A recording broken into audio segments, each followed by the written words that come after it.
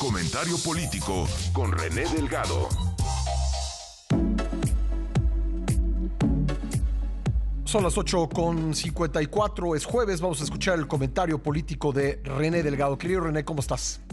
Bien, querido Pascal, saludándonos de ti, al auditorio. Y bueno, naturalmente abordando el paquete de reformas que finalmente envió el Ejecutivo al Legislativo, donde hay 4 asuntos, Pascal, que llaman la atención, 2 del lado del oficialismo y 2 del lado opositor. Del lado del oficialismo, Pascal, la primera cuestión que resalta es la siguiente: el afán presidencial de convertir las elecciones federales en una suerte de referéndum, donde desde luego importará cuál de las candidatos presidenciales pueda sucederlo en Palacio Nacional y también cómo se configure el Congreso.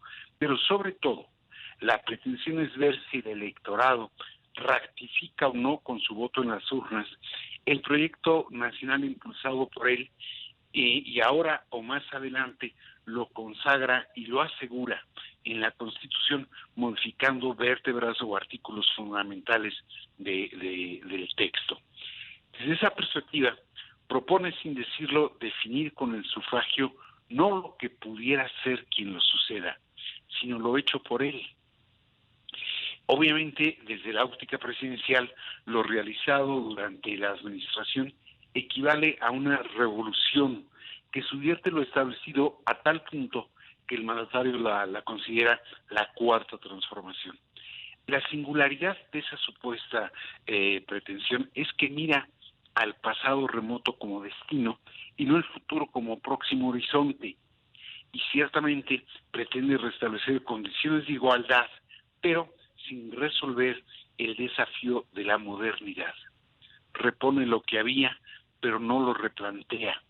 No conjuga igualdad con modernidad, ni toma en cuenta los cambios en el mundo que más allá de su voluntad se dieron en la realidad.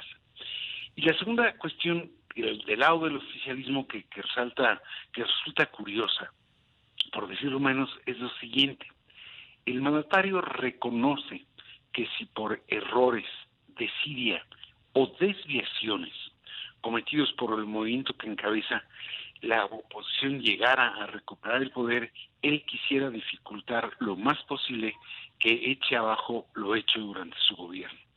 Lo curioso, Pascal, es que reconocida esa posibilidad y dando por sentado que no solo es una estratagema política, las iniciativas presidenciales reinciden en un error, se tropiezan con la piedra con la que ya se habían tropezado. ¿Qué es eso? Bueno, que contiene errores que por razones procedimentales podrían dar lugar a nuevas controversias constitucionales. Carecen del dictamen de impacto presupuestario, es decir, pareciera ser que no van a requerir fondos, cuando varias de ellas evidentemente lo requieren. Digo, ni hablar de las pensiones, pero imaginar la elección de ministros, magistrados, jueces, pues va a tener un impacto presupuestario. Es una elección y las elecciones son caras. El punto es cuánto le va a significar a las finanzas públicas la instrumentación de ellas. O bien, en algunos casos, también se habla, al hablar de la implementación, se refieren a artículos transitorios que no fueron incluidos en el proyecto de reforma. Y entonces asombra que, habiendo sufrido ya varios reveses por errores de carácter procedimental, se repitan los descuidos. Esto, desde luego, como decía, si no es que es solo una estratagema, y no importa que no estén muy bien hechas, porque a fin de cuentas no van a prosperar. Pero no deja de llamar la atención que, reconociendo la posibilidad del error, de la desidia o de la desviación, no se han cuidado los proyectos de reforma. ¿Será, querido René, que esto realmente no tiene el propósito de ser aprobado, sino de pues mostrar a la oposición, lo platicábamos el martes pasado contigo, como resistente al cambio? Puede ser, Pascal, pero insistir en la política de hacer las cosas al aventón Sí. le ha significado errores, le ha significado retrocesos. obras que se inauguran sin estar concluidas o sin asegurar su funcionalidad. Y lo mismo está ocurriendo ya no en el campo de la obra física, sino de la obra inmaterial. Entonces sí asombra que estén hechas de ese modo. Y del otro lado, Pascal, del lado opositor, también llaman a cuestión dos cuestiones. La primera, minusvaloran la intención legislativa presidencial considerándola una simple columna de humo o una maniobra distractora.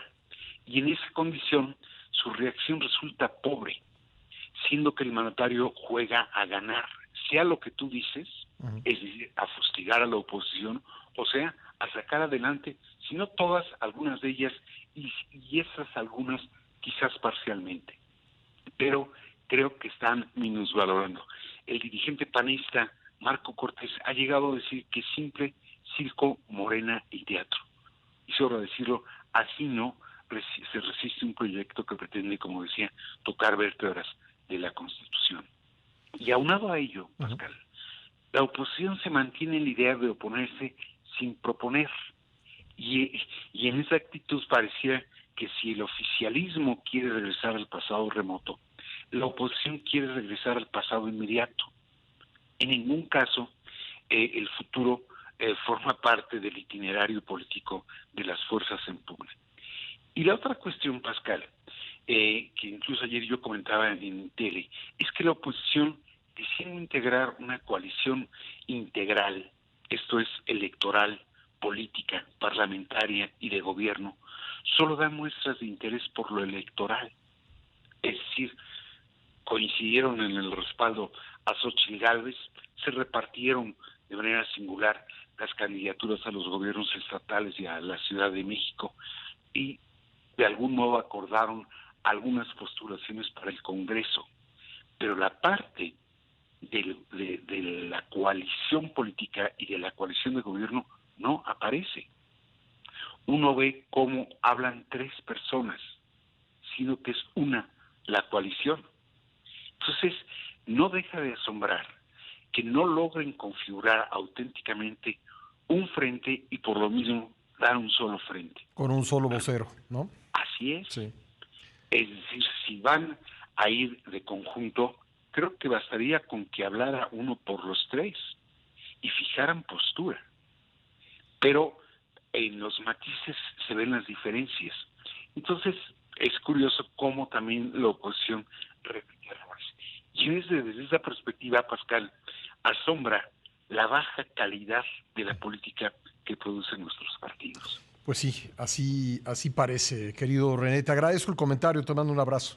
Otro de vuelta, Pascal. Gracias.